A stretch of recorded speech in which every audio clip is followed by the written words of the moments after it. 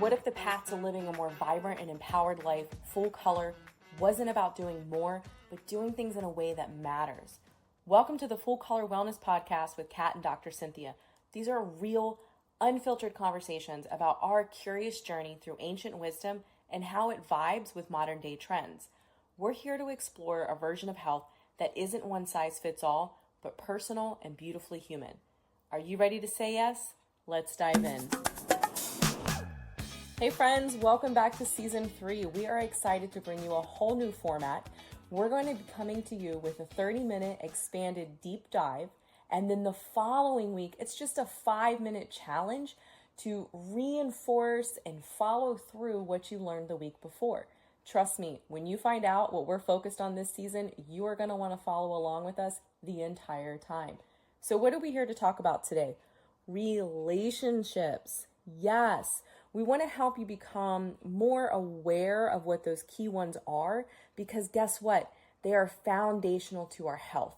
Our mental, emotional, and even our physical health are greatly impacted by the relationships that we have in our lives. Now, we're not going to be here bringing blame, spilling too much drama and tea.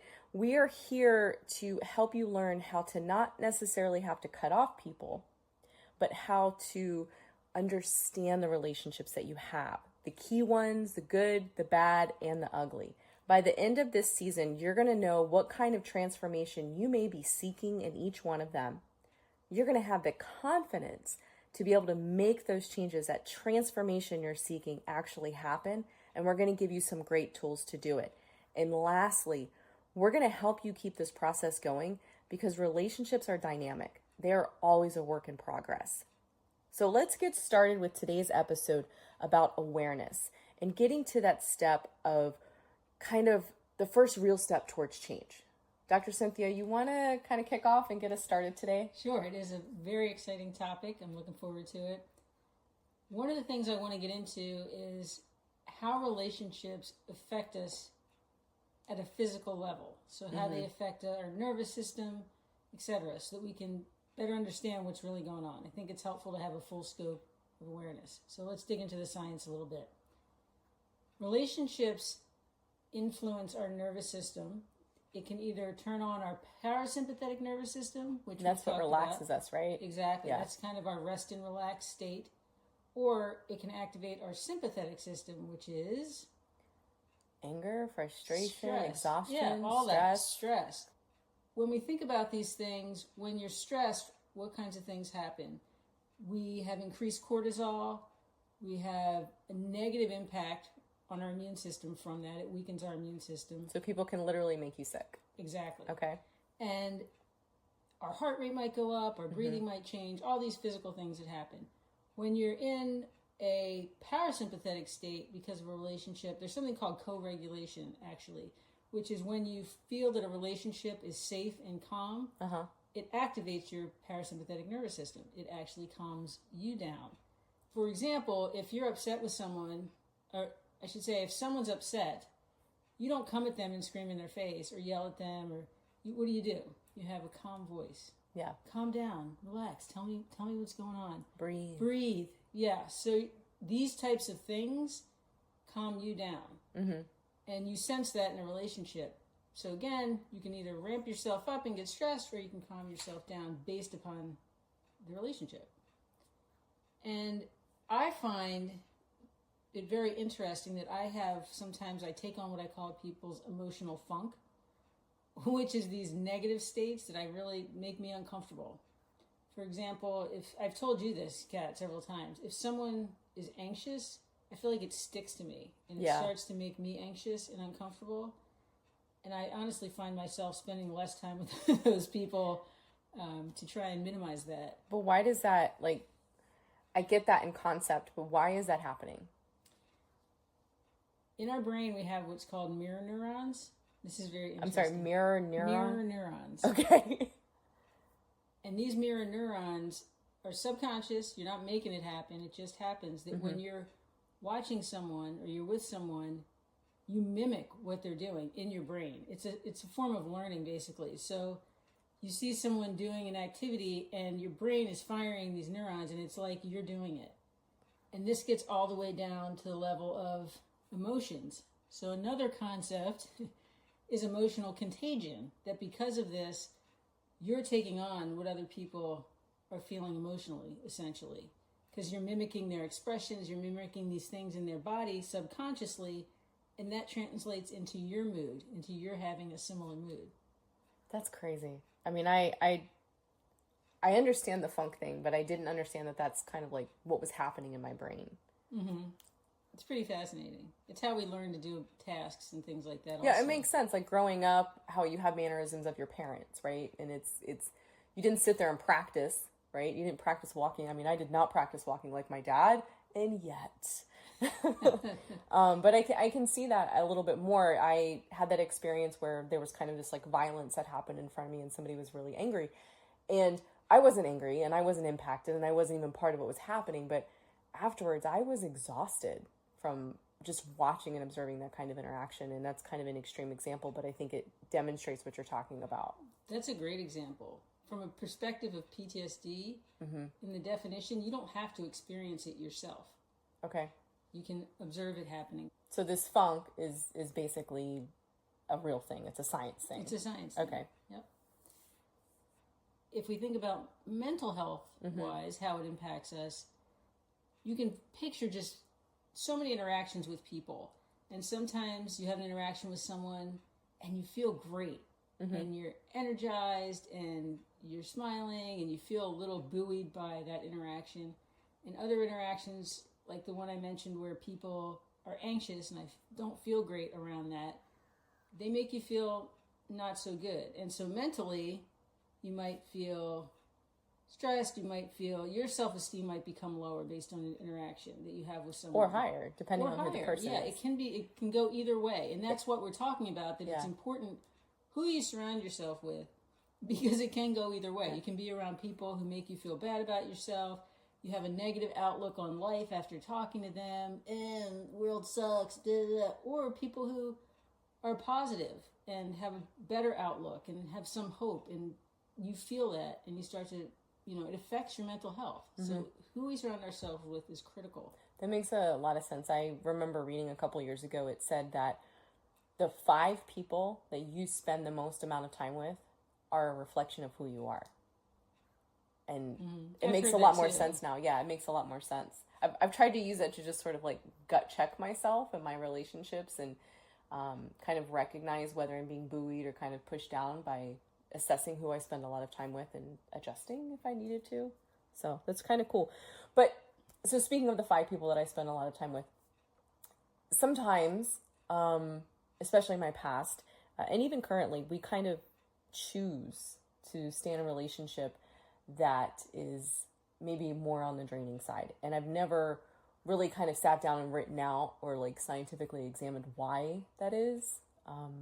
Maybe you could give me some help with that. Yeah, I'll say too, I've stayed in relationships, as you're well aware, some of my past relationships, and there's several reasons why we stay in these relationships. So I'll talk about a few of them that come to mind for me. One reason is something I've always said, that sometimes what isn't good can still feel familiar, or it can still feel comfortable, even though you don't like certain behaviors or certain interactions. You know what to expect. You know what to expect. And it might be that it's a different relationship than where you learned that comfort. Maybe it's a dynamic from your family that's not healthy. But boy, when that happens in another relationship for you in the future, it feels like home. Or it feels like something you've dealt with before, so you ride it out. And you're kind of okay with it, but it's not the best thing for you. Another thing is that sometimes we've put time and effort into something. We've invested in this relationship or this person, and we want to stay. We've known each other since high school, and now you're 48 and the person's still an asshole. Yeah. But you just keep going back to it because of all the years you've had together, all that investment, etc., and you don't want to let that go just for that reason. Yeah. Another thing can be, you feel like it's an obligation. You feel like you have to stay because. And that could be a family obligation. That's a big one, I think, for people. Well, they're family. it's my brother, it's my cousin, and you feel like you have to do for this person and be there for them, regardless of what they do or how they act and all these various things. I think a little bit later in the season, we're going to get into some of those relationships more. Also, identity. You begin to, this is who I am and this is how I'm viewed by others. And it can be very uncomfortable to step outside of that and be someone new or act a different way. You don't want the reactions from people. I think this one comes up a lot when we think about our professional identity and the professional relationships that, sometimes we have no choice but to maintain, because that role that we are in or we're seeking is part of our identity, and we have a hard time seeing ourselves as no longer the helper, no longer the yes person. And I'm just saying, I see that come up a lot in the work life. When I think about maintaining relationships that have drained me, it's been more in a professional capacity.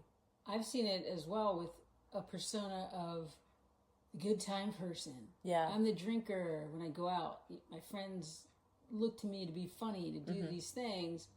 And maybe you don't really want to do that anymore. Yeah. But that's who you're supposed to be when you're with them. And so these relationships have not changed, but you've changed. Yeah. And how do you navigate that? Yeah. Also something we want to talk about later in the season. So, yeah. And with that, as I'm talking about these identity shifts, there's fear of disruption. Oh, yeah. So, I mean, especially when we're talking about a key relationship. Right. Don't rock the boat. I mean, you've heard that. People don't adapt well to change because it's uncomfortable for them too. And as you're trying to maybe change these family systems or these dynamics with your friends, you're tilting that boat. You're rocking it, and you might be fearful of what's going to happen. Yeah. Some people might fall out of the boat and not be in your life anymore. It depends. And one that has resonated for me in a particular past relationship that was significant was just hoping for change, hoping the person will either again be who they were to you or what they were, and that in the future, maybe at this point it'll be different. Maybe when the kids leave the house, it'll be different. Maybe when we have more time, it'll be different. And you're just hoping. Yeah. And it doesn't mean the relationship's going to get better. You're still sitting in this relationship that's not healthy, and you're just hoping for something that may or may not happen. Yeah. One of the best pieces of advice I ever got for a therapist was believe them. If someone tells you that they don't want to change, if someone tells you this is who they are, it's okay to believe them sometimes. But today is not about advice, people. We're not here to say if you're doing any of these things, you need to get out of these, unhealthy relationships. We really just want to talk with people today about being aware of the relationships that are key in their lives and kind of what those dynamics are. Yeah, one of the first steps, I would say the first step, that's critical before you decide what to do about any relationships. Yeah, taking action. Take an assessment of your relationships, and that's what we're talking about. We'll get into is how do you determine what you're getting from these relationships and whether it's meeting your needs. Right. Should you change it? What can happen?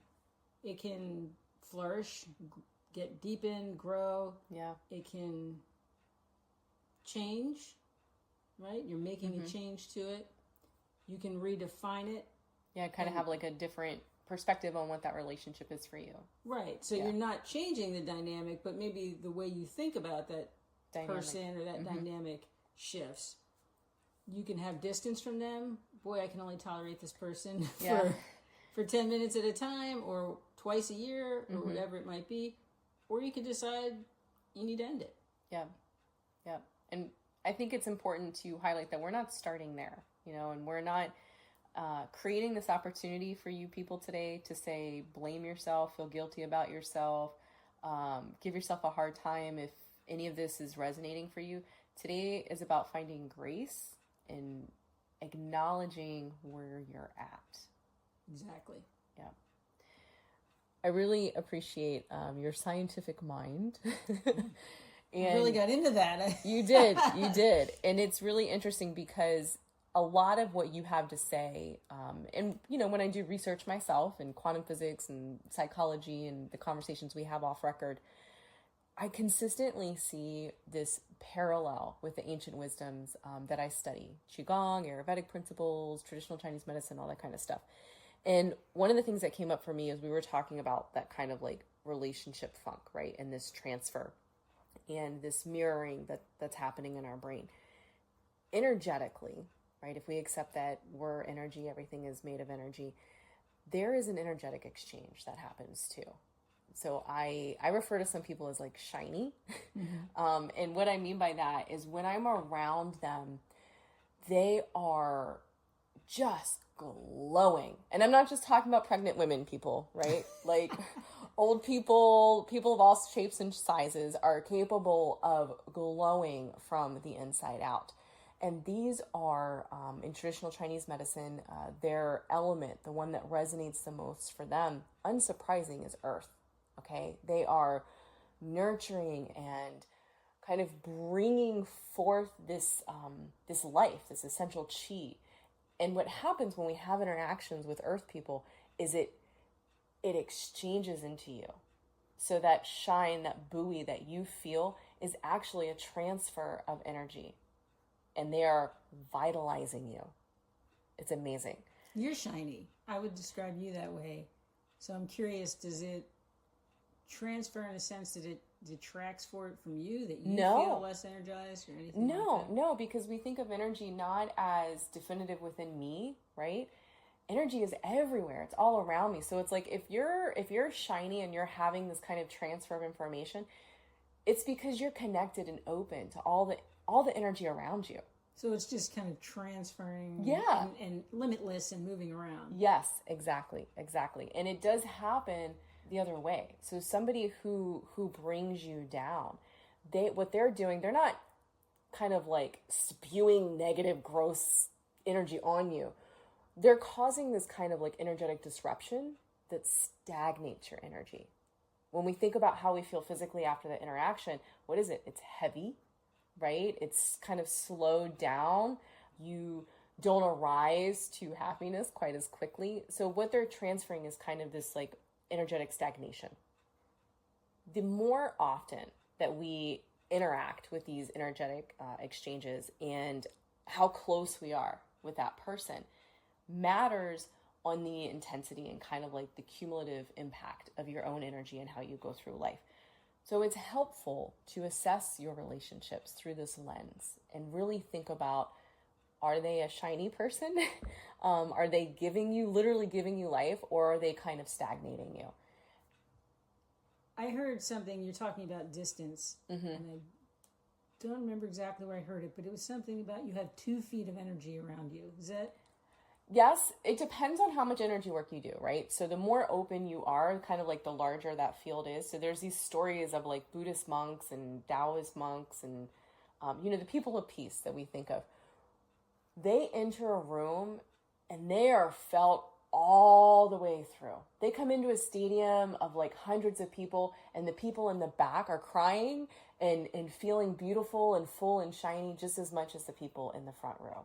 Okay. So when you become connected, like you asked me if I'm giving you my energy, I'm like, no, it just kind of flows through you. When you become that way, that energy field and your ability to impact becomes bigger, right? So you don't have to be as close to a shiny person. Don't touch your people. Yeah. But the same is true. Like that stagnation can impact you, but I really don't come across that very often. I find that the stagnation transfer, you kind of have to be, a little bit closer with that particular person. But the good news is there's work that you can do. So in my practice, I encounter a lot of therapists and body workers and teachers, hospital workers, people who are interacting with individuals on their worst day and their best day. So this energy transfer happens a lot, and they're like, what can I do? Like, I have this client and they just kind of bring me down, and I don't want to bring that into my next session. So I teach them it's called a 1 through 10 meditation, and we're going to link it in here for you people.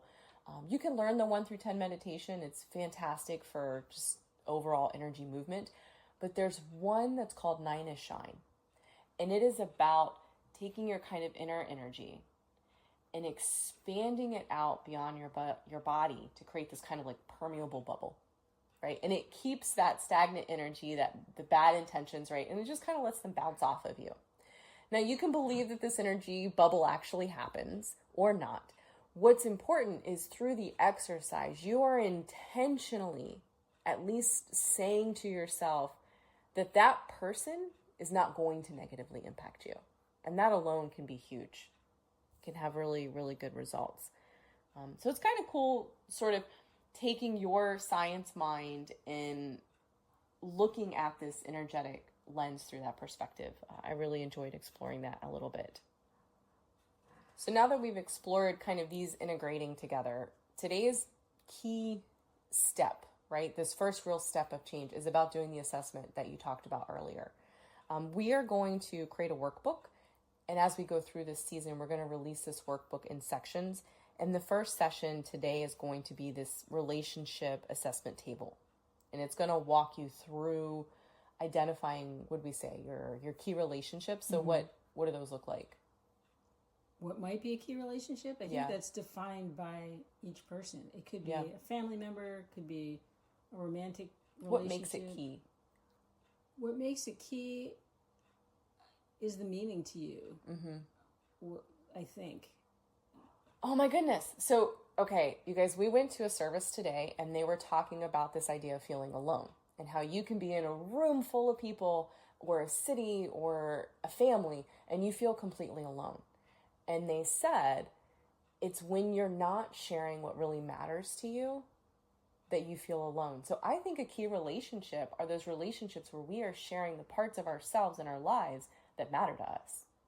That makes sense. Yeah. And it could be everything from like cooking because you're passionate about it, to going to bookstores, to talking about your beliefs, whatever it is that matters for you. There's no trivial thing. I think that is, as we talked about the different reasons we stay in relationships and the time and investment, I think that resonates really well with that, because often when we've known people for years, if they are like someone you met in college, for example, or high school, you've kind of grown up a little bit together. You shared, and that's the same thing with family. There might be someone, you have one sibling, they're the only person on the planet who knows certain inside jokes or certain things that have happened or can relate to what you're saying about other family members. And you've shared these meaningful things, and even though the relationship has shifted and it might not be healthy or it might not be what you want anymore, you don't want to let all that go. I don't want to have to, sometimes people say, I don't want to have to start over telling this new romantic partner all these things about myself. All the closet skeletons. Exactly. Because then you have to go through all those emotions of sharing all that over again. So people just avoid it and stay in this funky relationship because they already know everything about me, though. So I think the assessment's going to start with identifying your key relationships. And, listeners, you went through this journey with us just now. To us, when we're saying key relationships to you, I think we're talking about the ones that are part of your identity and the ones that you're sharing things that matter. I like that. Yeah. So that's how you pick the key relationship. When you do this assessment, people, if there's one thing you can do to maximize the impact of this exercise for yourself, it is also the hardest and the simplest thing. What is it? Don't overthink it? Close. I think that's actually a really good tool to being honest. And I think honesty is often our first thought, our first reaction, right? When you think of that person, how do you feel in your body? Is your sympathetic system responding or is your parasympathetic system responding? One of the ways I think we play this game sometimes, we'll ask each other this question. Careful, don't share too many games with them. But one of the things that I think pressure tests this a little bit is who would you want to go on a vacation for a week with? Oh, yeah.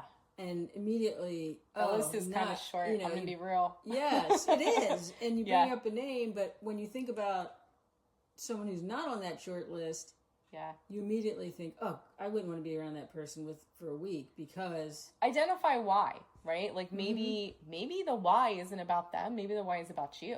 Like you don't show up authentically in that relationship. Solid point. And is that because you've known them for 50 years and they still call you Katie because that's how they met you when you were 6 and you just don't know how to show up as Katrina? I'm talking about myself in third person, but you guys get the point, right? Like, how you feel may not necessarily be about them. So be honest with this assessment as you kind of work your way through the table. I think that's going to be critical to your ability to get something out of this exercise. And again, we're not talking about doing more. We're talking about doing things in a way that matters on this podcast. So be real about it. 100%. Yeah. You're only going to get out of it what you put into it. You're not, This is totally for you. Yep. Totally for you. So making stuff up or not wanting to see things through a real lens isn't going to be helpful. And the more you overthink it, the more you start to make excuses justify for the relationship. Yeah. Well, it's only on Tuesdays from 12 to 5 that they really get them in. Or work yourself up over old stuff that really doesn't matter anymore. So it can go both ways. True. Yeah. So if I think about having to sit down and do this process myself, I also want to think about what's going to come up for me as a barriers. What are my initial, that's going to happen? And the first one for me is, I don't want to put this relationship down because I know where this podcast is going and they're going to tell me I have to change something. I get it. I totally get it, listeners. But set that aside. We're not there. We may not even get there. Okay, we're going to get there, but don't think about it. We're going to walk through it together. Yeah. Remember, we kind of went through what the possible outcomes are of these different paths of what might happen and what kind of transformation could happen. And one of them is flourish. I've had that happen in my personal relationships. When I first started Qigong a couple of years ago, I showed up as a fully type A. Not that I wanted to control everybody, but I wanted to help everybody, and they didn't necessarily want that all the time. I could not read a room very well, right? I'm a very glittery, shiny person, but you know what, y'all? Sometimes y'all don't want it. You would like me to just sit there and you're quiet with you and tone it down, and I didn't have the ability to do that. And the other thing is I wasn't being me in a lot of my relationships, and I found that often that would show up later as resentment. And it didn't help me or that person in the relationship. And I was warned by my Qigong teacher that this work will change you. And sometimes, like you mentioned earlier, not everybody makes it through that journey with you. And that's okay, right? You kind of learn to recognize it as it's not personal about them. It's like energetic, and it's protecting yourself and your spirit and your mind and your body health. The point is, don't set this aside because you don't want the change to happen. This change may actually deliver really amazing results in your relationships. And that is exactly what I've seen. The relationships that have maintained this through me have been all my key ones. All the ones that are part of my identity, all of the ones where I was sharing things that mattered. But what changed is the relationships just became so much more beautiful because I showed up more as myself and I communicated what that looked like. I think that's great. Authenticity is important. So let's get real. You'll come to the challenge next week. Yep. It'll be brief, 5 minutes. That can make a big difference. So thank you so much for joining. If you want to dive deeper on this episode, you can check out the 1 through 10 meditation. We're going to link that in the notes for you. We would love to keep exploring this path together. So drop a comment and let us know, what is a surprising key relationship for you? Right? Is it the guy at the checkout counter? or is it like, oh my God, I have this childhood friend and we met in kindergarten and we still hang out?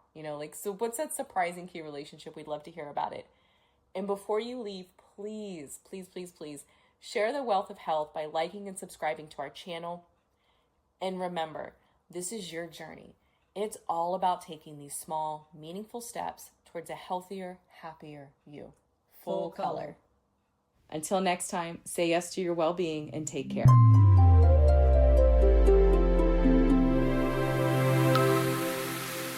The content of this podcast is for educational, informational purposes only and is not intended as medical advice. Please consult a licensed healthcare provider before beginning any new health practice. Do not ignore or delay seeking medical advice because of something shared in this episode. If you're experiencing a medical emergency, call 911 or visit your nearest emergency room. Listening does not create a practitioner-client relationship. Yes to Holistic Health makes no guarantees regarding outcomes based on the information provided.